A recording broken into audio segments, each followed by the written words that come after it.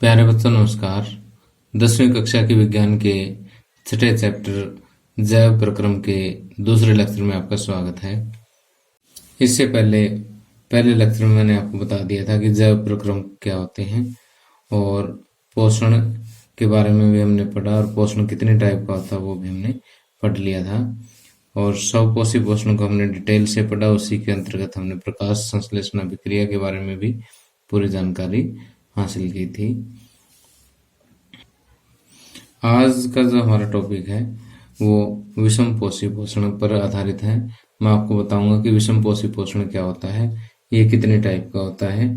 ठीक, उसके बाद जो है हम अमीबा और पैरामीशियम दो जो है एक कोशिकीय जीव होते हैं, उनके अंदर जो है किस तरह से पोषण होता है उसके बारे में हम डिटेल से जानेंगे। अब आइए हम पढ़ते हैं कि विषम पोषी पोषण क्या होता है। कि विषम का अर्थ होता है भिन्न, और पोषी जो शब्द है वो पोषण यानी भोजन से जो है यहाँ पर संबंधित हम मान सकते हैं। तो यहाँ इस शब्द के अर्थ से हम अंदाजा लगा सकते हैं कि ऐसे जीव जो भोजन के लिए दूसरे जीवों पर, भिन्न जीवों पर जो है निर्भर रहते हैं, ऐसे जीव जो है विषम पोषी जीव कहलाते हैं और उनके जो पोषण की विधि जो है वो विषम पोषी पोषण कहलाती है। तो हम ये कहेंगे कि ऐसे जीव जो भोजन के लिए दूसरे जीवों पर निर्भर करते हैं वो विषम पोषी जीव कहलाते हैं और उनकी पोषण विधि को हम क्या कहते हैं, विषम पोषी पोषण कहते हैं। अब देखिए कि विषम पोषी पोषण जो है हम मुख्य रूप से तीन भागों में बांट सकते हैं। पहला भाग है मृत पोषी पोषण, दूसरा परजीवी पोषण और तीसरा जो है प्राणी संभोजी पोषण। तो यहाँ पर सबसे पहले मैं आपको बताता हूँ कि मृत पोषी पोषण क्या होता है। कि ये पोषण की एक ऐसी विधि है जिसमें जीव अपने जो भोजन है वो मरे हुए या अक्षय हो रहे यानी खत्म हो रहे जैव पदार्थों से जो है प्राप्त करता है। ओके, कि यह पोषण की वह विधि है जिसमें जीव अपने पोषकों की प्राप्ति, अपने भोजन की प्राप्ति जो है मृत जीवों से या मृत जैव पदार्थों से प्राप्त करता है। जैसे उदाहरण हम कह सकते हैं कि कवक जो है वो एक मृत पोषी जीव हम मान सकते हैं। इसी तरह से परजीवी पोषण जो है पोषण की वो विधि है जिसमें जीवधारी जो है अपना भोजन अन्य सजीव से प्राप्त करता है। जैसे आपने कई पेड़ों के ऊपर एक पीले से कलर की एक अम्बरवेल देखी होगी, इस तरह से वायर सी होती है। तो ये अम्बरवेल क्या करती है, जिस पौधे के ऊपर गिरती है या जिस पौधे के ऊपर रहती है उसी से ही पोषण प्राप्त कर लेती है। तो मैंने आपको बताया कि कुछ पौधों के ऊपर आपने इस तरह से अम्बरवेल देखी होगी और वो उस पौधे से क्या करती है, अपना भोजन प्राप्त करती है। तो ये अम्बरवेल जो है वो किसका उदाहरण है कि अम्बरवेल का जो भोजन ग्रहण करने की जो विधि है वो परजीवी पोषण के अंतर्गत आती है। इसी तरह से कुछ कवक है, प्लाज्मोडियम है, कुछ कृमि यानी एक विशेष प्रकार के कीड़े जो हम कह सकते हैं देसी भाषा में, वो पेट के अंदर रहते हैं, आंत्र वगैरह में, वो जो है हमारे शरीर से जो है भोजन प्राप्त करते रहते हैं।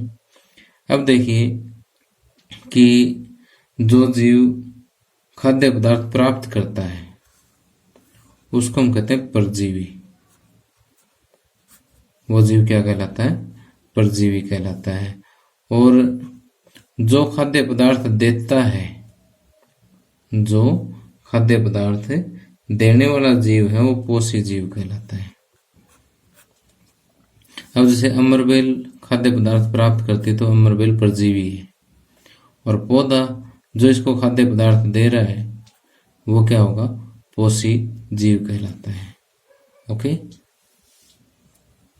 अब आगे आता है कि प्राणी संभोजी पोषण। अब देखिए कि इस पोषण विधि में क्या होता है कि जो जीव है वो जटिल जैव पदार्थों को अपने अंदर पहले अंतर्ग्रहण कर लेता है। क्या कर लेता है? अंतर्ग्रहण कर लेता है। किसको अंतर्ग्रहण कर लेता है? जटिल जैव पदार्थों को भोजन के रूप में अंतर्ग्रहण करता है।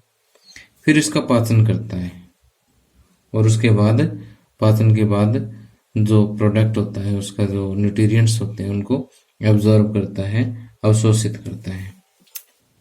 ठीक, तो प्राणी संभोजी पोषण में क्या होता है कि पहले तो अंतःग्रहण, फिर उस भोजन का पाचन, पाचन के बाद उसका अवशोषण। ठीक, तो पोषण की ये जो विधि है ये क्या कहलाती है? प्राणी संभोजी पोषण। इसमें आप एग्जाम्पल ले सकते हैं, जैसे मनुष्य है, अमीबा है, ठीक है, मेंढक वगैरह कोई भी आप ले सकते हो। तो ये इसके उदाहरण हैं। ओके, अब आप ये कहेंगे सर कि मनुष्य की बात तो समझ में आ जाती है, भी इसने भोजन अंतःग्रहण कर लिया मुंह से, उसके बाद जैसे हमने पाचन तंत्र के अंगों के बारे में भी छोटी क्लासेस में पढ़ रखा है, बाकी डिटेल से मैं भी पढ़ाऊंगा आपको ये नेक्स्ट लेक्चर में। और उसके बाद अवशोषण का छोटी आंत वगैरह में या कुछ पानी का बड़ी आंत में भी हो जाता है। लेकिन मनुष्य की बात तो समझ में आ जाती है, लेकिन अमीबा, अमीबा तो एक कोशिका वाला जीव होता है, कहाँ से अंतःग्रहण करता होगा, किस तरह से पाचन करता होगा, एक सोचने वाली बात है। भाई एक कोशिका का ही है तो इसका मुंह कहाँ से आएगा अंतःग्रहण करने के लिए? मतलब मैं आपको ये जो है अभी जस्ट पहले जो पढ़ा है इसको नोट्स में से बता देता हूँ, ठीक है। उसके बाद मैं आपको अमीबा में पोषण जो है किस तरह से होता है, किस तरह से अंतःग्रहण, पाचन, अवशोषण वगैरह जो है करता है, मैं आपको डिटेल से बताऊंगा। अब देखिए कि विषम पोषी पोषण की परिभाषा है, इसके प्रकार है: मृत पोषी पोषण, परजीवी पोषण, प्राणी संभाजी पोषण, भोजी पोषण जो है ये आप यहाँ नोट्स में से देख सकते हैं। और इसके आप पीडीएफ भी डाउनलोड कर सकते हैं, नीचे लिंक डिस्क्रिप्शन में मिल जाएगा, या आप मेरी ऐप से भी ये नोट्स डाउनलोड कर सकते हैं। तो जस्ट आज का समय और लगेगा, इसमें जितनी भी टाइपिंग मिस्टेक्स वगैरह है वो मैं एडिट करके ये नोट्स अपलोड कर देता हूँ, ठीक है। और आप जो है यानी कल यानी 17 नवंबर 2019 की शाम को जो है आप इसमें डिस्क्रिप्शन में लिंक चेक कर सकते हैं, वहाँ पे आपको पूरा पीडीएफ मिल जाएगा। ओके, तो आगे बढ़ते हैं। अब हम बात करते हैं अमीबा में पोषण की। अब पहले तो मैं ये बताता हूँ कि अमीबा जो है वो क्या होता है। ये प्रोटोजोआ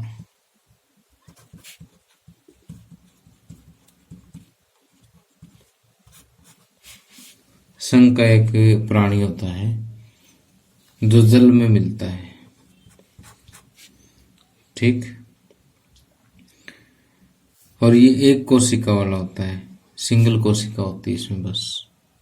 ओके, अब सिंगल कोशिका होने के कारण, एक कोशिकीय जीव होने के कारण अमीबा के अंदर पाचन अंग तो होते नहीं है। जब पाचन अंग नहीं होते तो ये फिर भोजन का पाचन कैसे करता है? इसके लिए जो है मैंने आपको 5 स्टेप समझाने हैं, एक एक लाइन के है, ज़्यादा टेंशन लेने की जरूरत नहीं है, ठीक है। आसानी से याद भी हो जाएगा, भी समझाते समझाते याद हो जाएगा।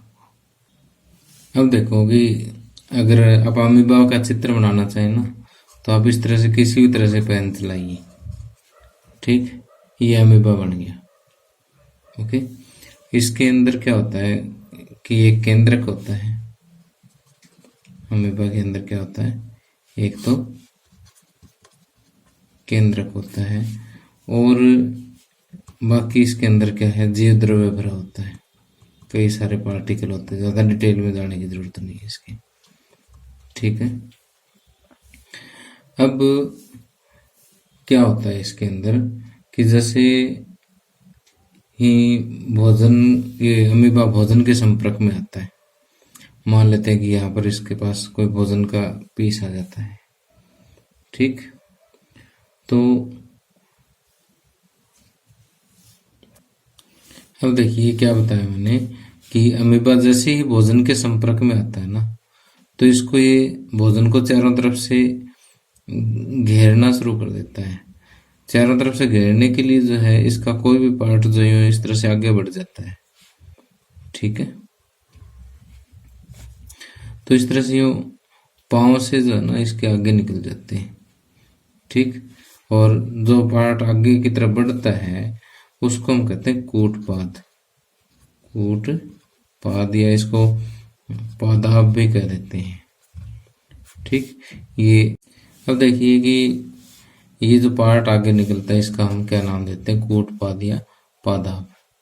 अब इसको पाद मीन्स तो ऐसे पैर होता है, लेकिन पैर तो असली पैर तो नहीं है, लेकिन पैर टाइप से है, तो इसलिए इसको हम कूटपाद का नाम दे देते हैं कि पैर जैसे दिखने वाली एक आकृति है। अब फिर धीरे धीरे क्या करते हैं कि ये इस तरह से अंदर की तरफ बंद होना शुरू कर देते हैं। ओके, और जो कूटपाद या पादाब के जो विपरीत सिरे हैं, ये वाला सिरा और ये वाला सिरा, ये संगलित होकर के इस तरह से, मैं इसका एक और चित्र बनाता हूँ इसी अमीबा का। ये केंद्रक हो गया, और ये जैसे पादाब जैसे इसको बंद करेंगे तो यहाँ पर जो भोजन यहाँ था ये इस तरह से अंदर चला जाता है। ठीक, और यहाँ पर क्या बना लेगा, खाद्य रिक्तिका बना लेगा, खाद्य रिक्तिका।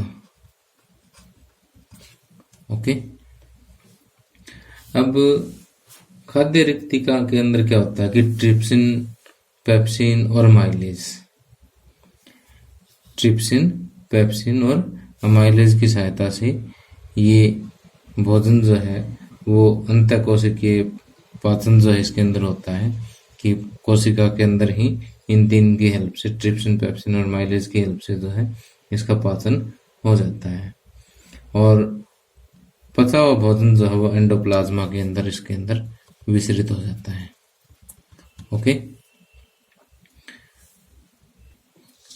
तो जो अभी तक मैंने आपको 3 स्टेप बताए हैं, और ये चित्र भी आप साफ साफ देख सकते हैं। पहले तो मैंने अमीबा का चित्र बताया था, ये खाद्य पदार्थ, ये जैसे कूटपाद या पादाब मैंने आपको बता दी है कि ये इस तरह से भोजन को घेर लेते हैं, और ये पादाबों के जो विपरीत सिरे हैं यहाँ पर खाद्य रिक्तिका बनाते हैं। खाद्य रिक्तिका के अंदर ट्रिप्सिन, पेप्सिन और अमाइलेज जो है वो अंतःकोशिकीय पाचन करते हैं।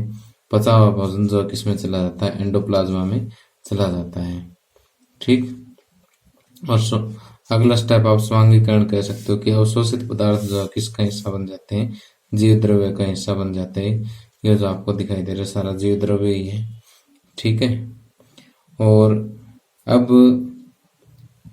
कुछ से पार्ट तो भोजन का बच जाता है, लेकिन सारा पार्ट पचता भी तो नहीं ना। तो जो बच गया, जो अपाचित खाद्य पदार्थ जो बच गया, वो शारीरिक सतह द्वारा अमीबा के शरीर से बाहर निकाल दिया जाता है, कि जो यहाँ पर जो सतह है इसकी, वहां से जो अपचित पदार्थ जो वो बाहर निकल जाता है। ओके, अब आगे देखिए कि पैरामीशियम में पोषण। अभी पैरामीशियम क्या चीज है, ये भी इसकी अमीबा की तरह से एक कोशिकीय जीव होता है। ठीक, अब अमीबा में इसमें फर्क क्या होता है कि अमीबा तो जैसे भोजन के संपर्क में कहीं से आता है, इसके पादाब निकलते रही अंदर ले जाता है, लेकिन पैरामीशियम में एक खास बात है कि ये भोजन एक विशिष्ट स्थान से ही अंदर लेके जाता है, बाकी और किसी स्थान से भोजन ग्रहण नहीं कर सकता। तो अब देखिए कि इसकी जो कोशिका ना पूरी तरह से किससे ढकी होती है, पक्षियाभ से ढकी होती है। किससे ढकी होती है, पक्षियाभ। कोई एक और आप समझने के लिए कोई पदार्थ मान सकते हैं। तो पक्षयाभ से भरी होती है, जो भोजन आता है उसको पक्षयाभ क्या करता है, इस पर्टिकुलर स्थान तक ले आता है, इस विशेष जगह तक ले आता है, और इस विशेष जगह से ही भोजन अंदर जाएगा।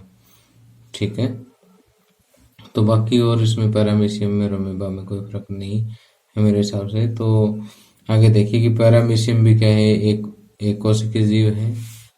इसकी कोशिका का एक निश्चित आकार होता है तथा भोजन एक विशिष्ट स्थान से ही ग्रहण किया जाता है। भोजन इस स्थान तक पक्षयाभ की गति द्वारा पहुंचता है, जो कोशिका को पूरी तरह से ढके हुए होते हैं। तो प्यारे बच्चों, इस लेक्चर में मैं आपको इतना ही करवा पाऊंगा। अगले लेक्चर में जो है मैं आपको मनुष्य के अंदर पोषण प्रक्रिया जो है वो किस तरह से होती है, उसके विभिन्न चरणों के बारे में आपको डिटेल से बताऊंगा, और ये एग्जामिनेशन पॉइंट ऑफ व्यू से भी काफी इम्पोर्टेंट है। इसके अलावा मेरा लेक्चर आपको कैसा लगा, अगर कोई कमी समी लगती हो तो भाई कमेंट करके बता दिया करो। ठीक है, तो इसी के साथ इजाजत चाहूंगा मैं। Thank you, have a nice day.